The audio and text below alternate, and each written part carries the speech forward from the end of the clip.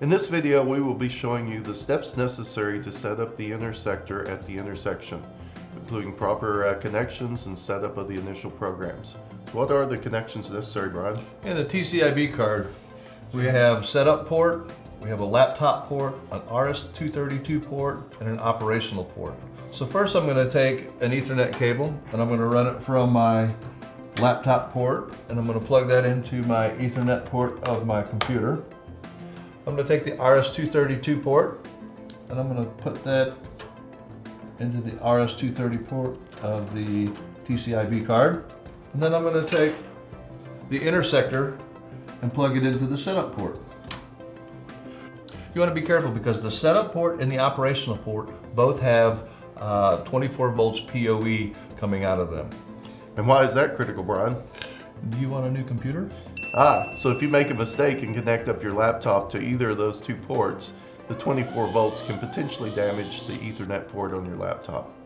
After we get the TCIB connected up, all the cables are good. Next thing we do is set up the fixed IP address for your computer. So you'll go into your network settings, LAN connections.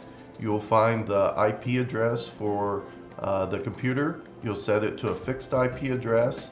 And normally we use something like 192.168.0.99.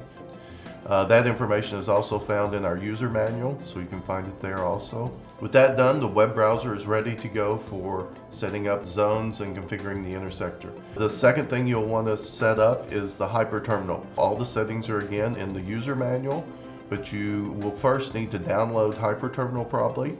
And there are links where you can download hyperterminal off the internet. You need two programs, hyperterminal.exe and hyperterminal.dll. The most tricky thing about that is actually finding your COM port. So when you connect up your USB to RS-232 dongle, always use the same port. And when you open up hyperterminal in the configuration, you will find that port in the settings. There are other settings for the hyperterminal. All those settings are found in our user manual. With these two programs and the installation here, you're now ready to move to the next step, which will be configuring zones and setting up the intersector for this intersection.